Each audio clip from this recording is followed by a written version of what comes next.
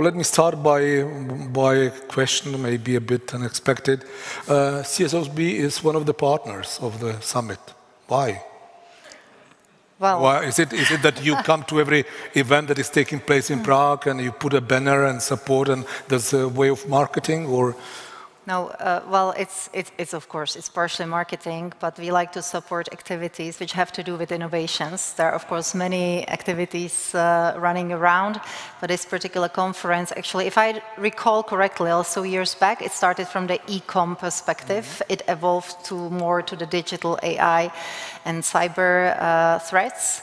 And for this year, we decided to partner for one more reason, not only that we are really keen on promoting hopefully innovation. Not for one more year. I mean, The reason was that we actually made also this live stream, which we are right now on, enabled it for our clients in our mobile banking. So the clients who use our services can actually watch us now live.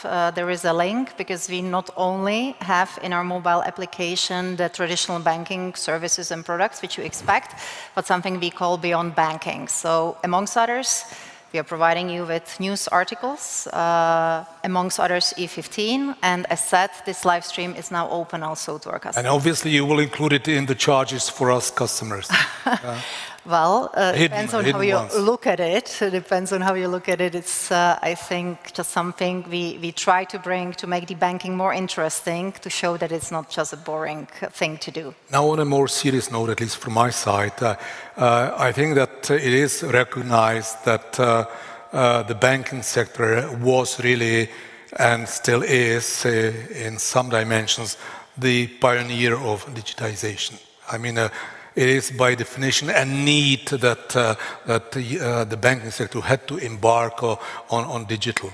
By the way, that's a positive remark on CSOB. I remember really years back a conversation that I had over coffee with, at that time, CEO and chair of the board, Pavel Telička, and that also shows something about your long and consistent record in digital.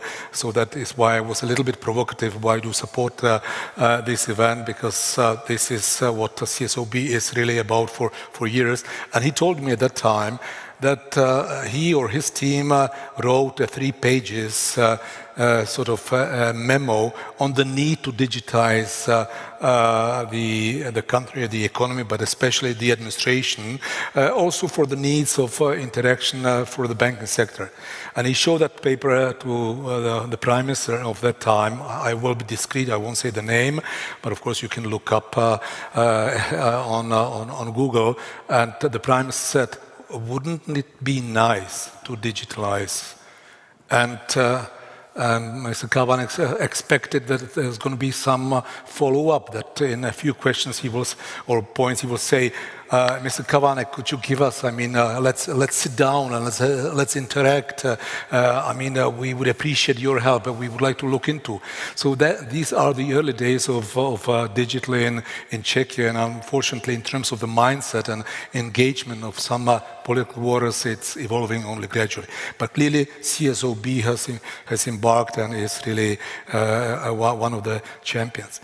We have touched upon a number of issues in the course of today, but if it were your take to give us an idea, a clue, where we as clients of CSOB, if there are some in the room, what can we expect, whether it's CSOB or any other bank, what kind of development we're going to have, what the services may look like in 2 or 3 years from now, and what is it that you would need in order to be able to provide the services in terms of the mindset and the readiness on the side of the clients, but of course from the authorities in terms of those that are creating, co-establishing, regulating the ecosystem. Can you give us your take, I mean, your perception? Yeah, it's quite a long question, so I will try to recall your mind. I can reformulate it to one sentence. I will start with what can be expected. I believe on the Czech market, like you said, we really try. There was quite some upheaval from the fintechs coming in a few years back. We have quite strong names now on the market. However, what did not prove right, I would say that they would fully replace the traditional banks.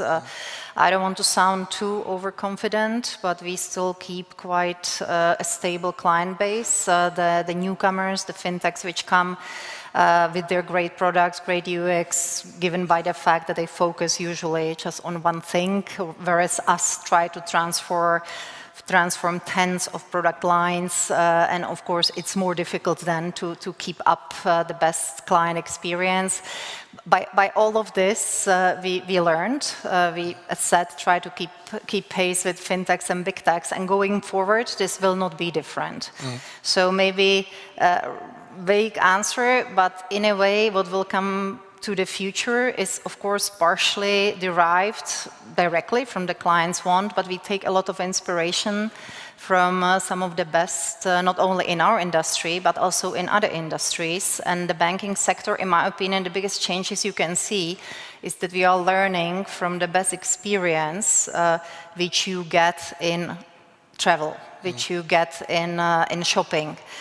Hence, e-commerce summit here again, we really, although the frictionless and instantness is a buzzword, we strive, and going forward, this will be even more so, to really provide these instant experiences. Of course, not everything is automatable, not even now. Again, we heard a lot about AI, and we have been deploying AI use cases for the past 10 years. Without that, banking, and especially ČSOB, would have difficulty surviving, for example, all the regulatory requirements which come at us. So from that perspective, AI is really AI/machine learning at that time, not to go directly in the generative AI, is a lifesaver for us. And going forward, I'm looking forward to the real application of all these tools and technologies, because in the end, the bank will be really embedded in your daily life, of the client's daily lives. Tell me, to what extent are you being slowed down in terms of the innovative nature of your services due to the fact that, let's say, the digitization mode in the society, at least that would be my judgment, is somewhat slower than it could be. I mean, are you being slowed down by the fact that the government, regardless of which, is slow in digitizing the administration, I mean, the services, the interaction between the authorities? Yep. Maybe another point related, but still somewhat different. We have been living in the last years in Europe, but let's say with legislative interventions and changes on national basis, be it digital wallet, and now one is coming, let's say, in terms of the EU regulatory environment, which for me, I mean, some people are sensitive about regulation. I always say there's regulation, a good one, bad one, appropriate or not, but regulation also can take down barriers, and that is the case, let's say, in terms of digital wallet, digital identity. So to what extent could you be more progressive, more speedy, but you are really being slowed down, or is it a legitimate, let's say, perception that I have? Well, you mentioned, from my perspective, two things. One is the regulation, and one is the, let's say, general public adoption. And I must say that at least at our board meetings, this is a discussion we are having almost every week, because my team, I'm responsible for the technology division of our bank, we are actually able to produce, and we have produced so much. In other words, also we spend quite a lot of money on all these straight-through processes, on the digital proposition which is available. But it's true that the adoption, that is, in other words, the usage by the clients, is much lower than its full potential. It's not a surprise. I would say this is not somehow surprising to us, because we are basically at an age where we are producing now for both 3-4 generations, even for the fully digital one. So these services are expected to be fully online. And as well for quite a bigger senior group, although I don't want to stereotype here just by the age, because we have very active seniors and then very conservative youngsters. But you know what I mean. You were talking about me and people like me and then young people. I understand your point. Okay. No, well, I must say, Mr. President, from the morning here from Estonia, I noticed him sitting here on the stage. He kept on staring in his mobile. So this is the seniors, of course, whom we want the most, and we have many services available for. But back to your question, when I leave this adoption topic by side, and this will take us still a bit, we have to educate the clients, we are trying to teach them. When you come to the branch, when you call the call center, we try to show you by this interaction to teach you for the next time where you find it yourself, and you don't have to actually use any of the physical services in the end. So that will be the usage here. As for the regulation and the topics related to the state, I'm glad that currently Czech Republic started moving, although it's, let's say, at least from my perspective, I don't see a full digital strategy coming from the government. And I think the commercial sector can only improve the well-being, digital well-being of the citizens only to a certain extent. As you will know, us banks, we founded the Bank ID because we really wanted to progress, and we believed in the Nordic model, which showed that the GDP and the economy simply prospers, although there were some risks to it. We think that this was a great step then. You mentioned the EU ID wallet and such, which will just roll over what our citizens are already used to. But I'm really looking forward. It will create, let's say, interoperability across the EU. Absolutely, and I'm really looking forward to the different public institutions connecting with each other, also not to be just critical. I'm pleasantly surprised that when something is entered in some register, it automatically shows elsewhere, but it's still a smaller percentage. Unfortunately, there are many more situations where you repeat, you keep on filling forms, and it's actually ununderstandable how at this age it's not all somehow connected as you would expect. But having said that, reminds me of a view that I've just come across, that it's also the banks that in fact today could be using already available data in other sources in terms of, let's say, a company that is seeking a loan, maybe in a sensitive industry, and the counter-argument or the argument is the banks, instead of taking for granted the fact that our company has been cleared or has a clearance, they still want to undergo the whole bureaucracy, and by then the business or the contract is over. Is that a fair assessment, remark? Yes and no. The word is not want. We have to. The regulation really obliges us to here as well. So, and it's not even a one-off thing. We will not dive deep now in the regulations, but also during the lifetime of the loan, we are reassessing and reassessing and reassessing because there are regulations which ask us to. You probably understand which industry I'm talking about, because this is something that I overheard on a radio yesterday from a specific special industry, and I understood from him that they were sort of creating awareness on the side of the banks, but the reason why I asked that question, that somebody should have said to this industry that in fact there is a legislation which is binding and which on the other hand this industry is not really aware of. You spoke about, I'm looking by the way, I don't see any questions from the audience, and please feel free. The moment you have one, just type it in the app, or if you're not registered, I mean, shout at us, and we'll be glad to take the question from you. You have referred to the big tech. Let me refer to tech as such. I mean, there are different, let's say, smaller, bigger companies that are offering different, let's say, digital payments. Some of them are listed on the stock exchanges. Some are quite successful. Some are up and down. Are big or medium or whatever tax a competitor in terms of a part of let's say, your services? Is it something that you encounter? Do you feel them like competitors?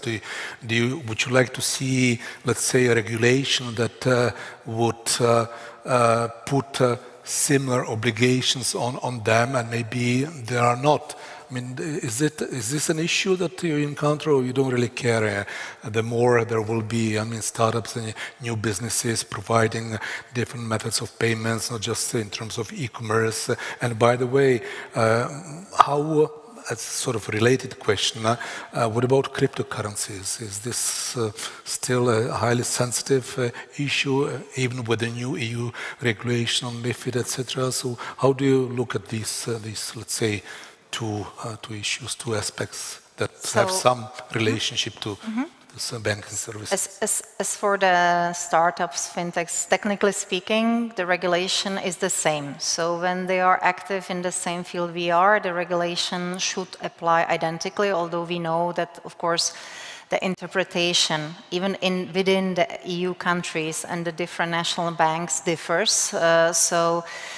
We cannot say that it's identical. So when you come and you're domiciled in one of the EU countries which has different interpretation, you can actually act quite long on a certain market until you are asked, for example, to change your behavior. So from this perspective, you can say it's tackled, but at the same time, of course, we perceive it sometimes not fair, because as a big, reputable, stable bank, we cannot afford to basically run on the edge even. So we keep it safe in terms of even interpretation. So I would say that my wish is that the law would be enforced in the same way, to make it fair, but at the same time, as an innovator, startupist, of course, I wish the people who start up new things good luck. When they grow to a reasonable size, they anyways will start adhering. I'm sorry, just to step in. As you say, it is a question of enforcement, but are you coping, let's say, with a competition that you really find difficult, and therefore you would be raising already today the issues in terms of enforcement with the relevant institutions? Not yet. No, we don't. Okay. At least I'm not aware of it. This is something we usually don't do. As said, it's not material, let's say, in size, and when these companies grow, they usually also start fitting more, and then their business stops growing as beautifully sometimes. But overall, when they compete on the same field, sooner or later they adhere to the regulation we adhere to as well. So that was the one topic, and then you were asking about crypto and similar things. Well, I guess you have many types of crypto. What we now experiment with is not what we call the speculative currencies. This is something we do not support still.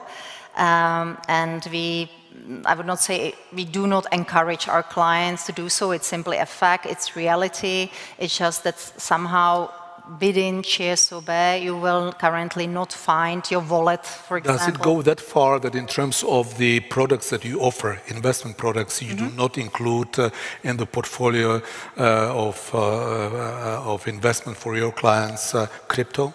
No, this is right.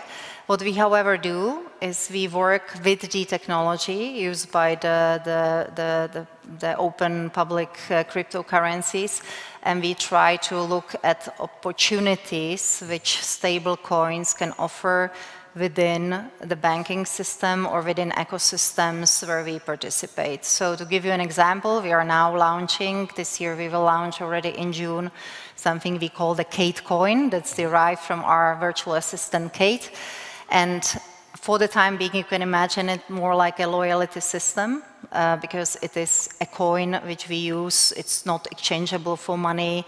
It has a certain value only when you use it internally. But as of next year, we will be connecting these Kate coins also for business between our clients and third parties whom we will invite into this ecosystem. And I assume Kate is still behaving well, she's still under control? She's well, she's under control, supervised as we call it in the AI terms. Okay, we have a question here from the audience. where in particular in your banking system did you implement AI? Can you share example challenges you face when implementing it? Yes. It has been covered today, but I think that we can do it once more in a concise way and answer the question. Yeah. So as I mentioned before, we started with AI, the first machine learning model somewhere around 2011. So as we keep on coming back to AI did not start for us with the discovery of ChatGPT. The machine learning models have been helping us with a number of situations, mainly in processes and as well in the regulatory areas, which I mentioned. In 2017 was the first time when we started experimenting with neural networks, and in 2020 we launched Arcade virtual assistant, with which we work now. The publication, if I put it that way, of the large language models, of course, put firstly big competition to Arcade, because until then we developed it and we trained Kate very much internally. But maybe a side remark on Kate, everyone in that time when we were launching was asking me about the voice. You know, they were wondering, because it's voice controlled, the transcripts and all that. But the most difficult when you do something like this is, of course, take all your legacy systems, take all your legacy data architecture, and make it work real time. So when the client asks, and our assistant is not just a chatbot, and it wasn't even in the first chatbots we had in 2018, but Kate was actually an assistant. And what this means already then, that you, as a human, she was and is able to book a new product for you directly in the system. It's not just the chat you're having, the Q&A. So from this perspective, AI applied at us is in areas of processing, it's in sales processes already as well, it's in the regulatory and legal. And envisaged to use AI also in terms of countering cyber threats, or? Yes, this is under the regulation, but of course the fourth pillar is the whole fraud agenda. We, of course, applied AI already many years back to help us discover fraudulent documents, because this is not just checked by humans, but at us. This is checked by machines, which help you discover if it is likely a fraudulent document or not. And you can imagine how many papers or online documents we work with. So without these tools, advanced technology, we would not be able to process so much.